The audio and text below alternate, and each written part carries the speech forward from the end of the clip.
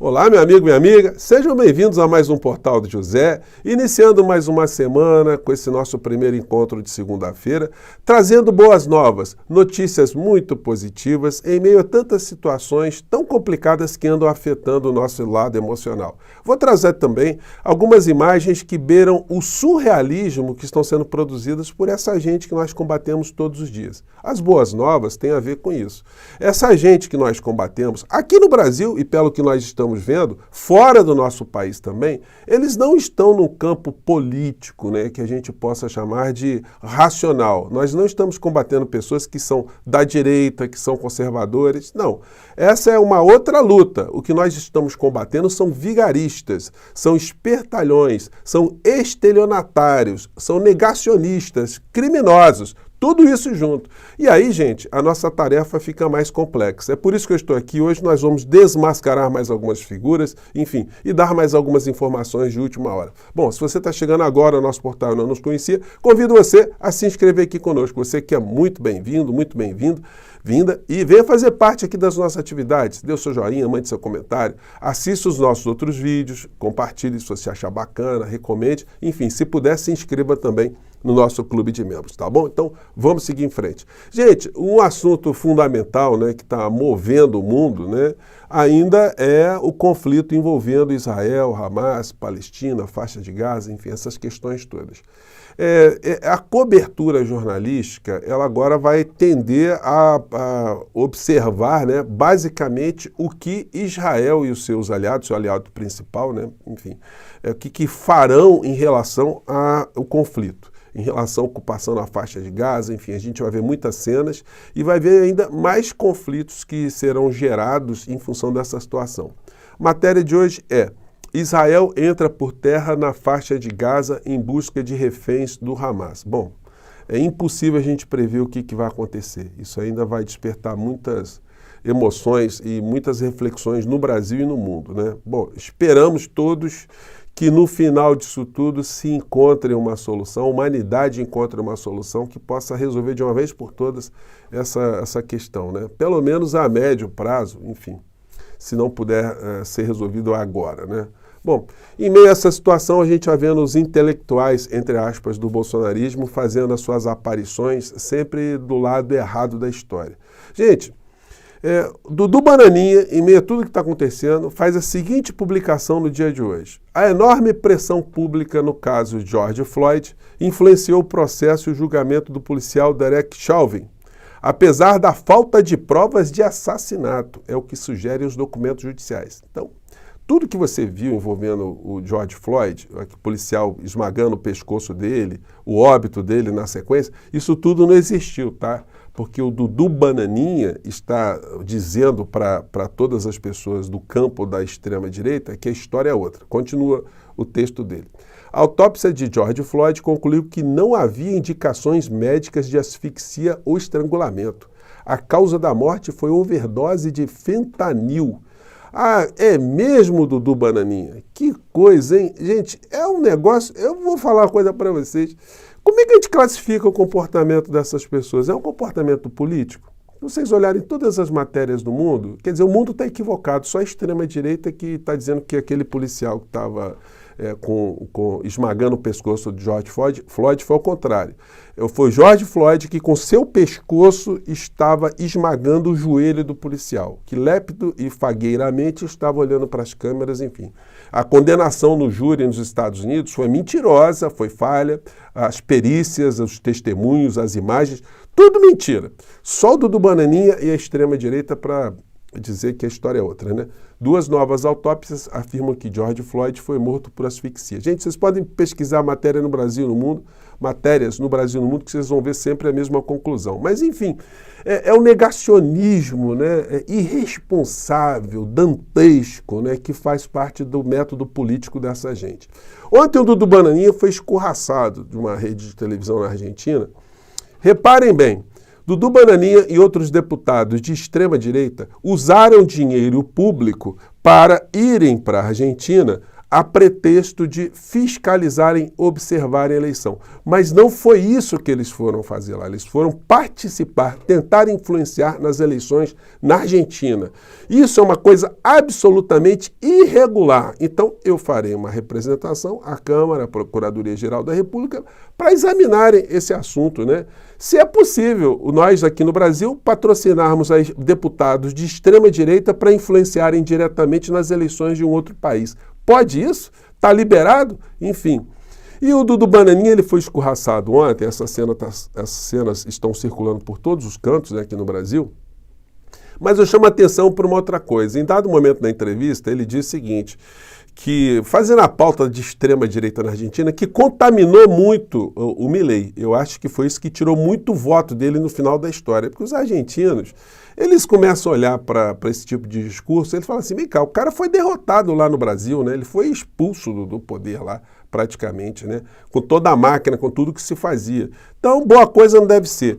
E ele fez um discurso daquele de ultradireita, dizendo que o Milei era o único que assinou um abaixo-assinado lá, um apoio a um cineasta de extrema-direita que fez um filme que a direita está comemorando muito aí, que denunciaria pedofilia, tráfico de órgãos, tráfico de crianças, enfim, né?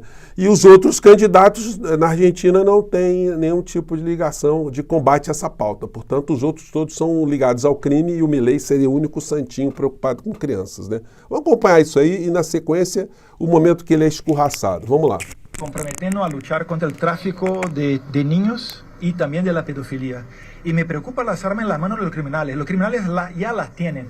Por mejor que sea la policía, ¿cuánto tiempo tiene para llegar hasta tu casa si entra ahí un criminal? Entonces, cuando estamos hablando de armas de fuego, y mira que no es tan simples así.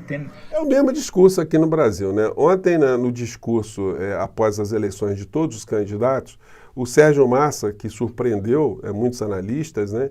A eleição ainda está continuando, tá, gente? Não tem nada definido na Argentina, mas foi uma reviravolta muito importante. O Sérgio Massa, ele falou, olha, nós defendemos uma Argentina que as crianças possam ir para as suas escolas com mochilas contendo livros e não armas. Então ele salientou que esse discurso bolsonarista lá está dividindo o território, que os argentinos eles pensaram duas vezes antes de mais nada. Aí chega o momento que o Dudu Bananinha, depois do proselitismo aqui, ele irrita ali os apresentadores, né? E ele acaba sendo escorraçado. Vamos lá. Não pode ter problemas com a polícia, com a justiça. Tenés uma idade mínima. Em Brasil é necessário fazer um exame prático de disparo. Então, poner adelante armas de fuego para los ciudadanos significa dar condiciones para que tengan la legítima defensa, para que no sean masacrados. Gracias, Mariano. Aí esgotou a paciência do jornalista e falou assim, olha, o povo argentino é muito generoso, né, porque ficar escutando trazer esse tipo de gente, né? Demasiada generosa es la Argentina y somos los argentinos para recibir a este tipo de gente, ¿no? Sí, está hablando de la libertad de disponer de armas directamente. Con el argumento y con el justificativo de que la gente se pueda defender. ¿No llama Lautaro, te parece? Por eso sí le fue a su padre que los brasileños con lógica lo sacaron del poder. Por isso que os brasileiros com lógica, né, sacaram o pai da criatura aí do poder, né? Bom, o Dudu Bananinha tinha feito aqui um post, né, anterior, já tentando influenciar na Argentina, nas eleições lá. Ele colocou, se preocupa a casta política, então é positivo. Queria colocar avante, colocou aguente Milei. E aí ele coloca aqui uma matéria, né, eventual vitória de Milei preocupa o Brasil, diz Haddad. Só que é o seguinte, o Milei, ele não está fazendo nenhum tipo de combate à casta política da Argentina. Tanto é que no discurso dele ontem, o que ele fez? Ele já mudou completamente, ele já está virando um Mileizinho paz e amor. Ele agora quer o apoio da casta política que ele dizia que combatia, né, para combater agora o kirchnerismo, né, na Argentina. Então, o Milei, segundo colocado, diz que está disposto a fazer acordo com o partido que ficou em terceiro. Ah, é? Então, aquele negócio de casta, de usar motosserra, de combater os privilégios, isso tudo acabou, né? Agora ele quer derrotar outra coisa. Então, gente, é a vigarice aqui do lado, né? A questão é que muita gente compara o Milei com o Bolsonaro. O Milei é um cara muito mais preparado, ele é um cara que tem muito mais eloquência, ele tem mais conteúdo. Mas as ideias são absolutamente ultraliberais, que nem mesmo o liberalismo na Argentina consegue aceitar. Então, enfim, é um processo que a gente já viu muitas vezes, né, de rejeição, de esgotamento de situações que estão acontecendo num país, enfim. Mas é um fenômeno. Um ministro da Economia de um país que está com a inflação tão alta ainda receber os votos da maior parte dos argentinos nesse primeiro turno. E aí a gente chega aqui a uma imagem do campo do surrealismo, né? O Carluxo publicou esse vídeo aqui, gente, nas redes dele, com os seguintes dizeres em cima, né? Temos que unir a direita. Aí coloca aqui um bando de homem musculoso, de sunguinha, de fio dental. Tem um fundo musical aqui, da música do James Brown. Eu estou tirando a musiquinha porque senão vai dar problema aqui de direitos autorais, tá? Mas as cenas que foram exibidas pelo Carluxo foram essas aqui. Gente, o que isso tem a ver? O Carluxo, eu acho que ele fica assistindo muito essas cenas, né? Ele fala assim, não, eu vou compartilhar isso aí com meus parceiros, o pessoal da extrema-direita. São coisas assim que realmente fazem muito sentido, né, nesse mundo que a gente está vivenciando, né? Aí o textinho em cima está nova direita, isentão, indo para o debate com a esquerda, né? É um negócio, gente, eu não sei se Freud explica, ou talvez nem Freud conseguisse explicar, né? O outro filhote também, publicando, o Flávio Bolsonaro, somos a favor da liberdade, da democracia, contra a bandidagem, contra abusadores e pedófilos. Ou seja, esses caras perderam completamente o discurso relacionado à realidade. Eles estão apegados a pautas morais, ao medo, ao pânico moral. Só que nós estamos aqui para desmontar esse tipo de estratégia bandida desses criminosos, né? E estamos avançando aqui. Bom, se você quer saber mais alguma coisa do Milei, vou colocar para vocês um link aqui que mostra que a história familiar dele é complicada pra caramba, né? Ele apanhou muito quando era criança e não aceita os pais, está brigado com os pais, ele inclusive se recusa a falar o nome dos pais, ele chama de progenitores biológicos, que ele não tem. E ontem, quando foi no discurso lá de agradecimento dos candidatos, o Sérgio Massa, ele colocou a família toda no palco, né, e mostrando que a importância da família, como é importante se tratar da família, e que a Argentina é uma grande família. Essa foi uma crítica paralela que o Massa fez a essa questão do Milei ser um cara que não tem família, que é brigado com os pais e que não tem filhos e que no lugar dos filhos ele tem uma série de cães, enfim. É uma figura desse jeito, né, gente? Acaba o elemento também subjetivo moral influenciando no meio desse pacote todo.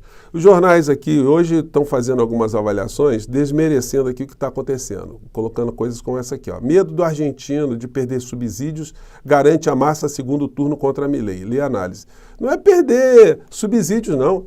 É destruir a economia de uma vez por todas, que já anda muito combalida, e tirar todos os direitos do povo argentino e jogar, de fato, o povo argentino no abismo. Bom, vamos ter eleição no segundo turno daqui a alguns dias, né? Até lá, muita água vai rolar e nós aqui estaremos observando aí esses movimentos todos e compartilhando com vocês as informações que tivermos, tá bom, gente? Eu fico por aqui, mais tarde a gente volta. Hoje era para chegar um pouco mais cedo, mas tive alguns problemas técnicos.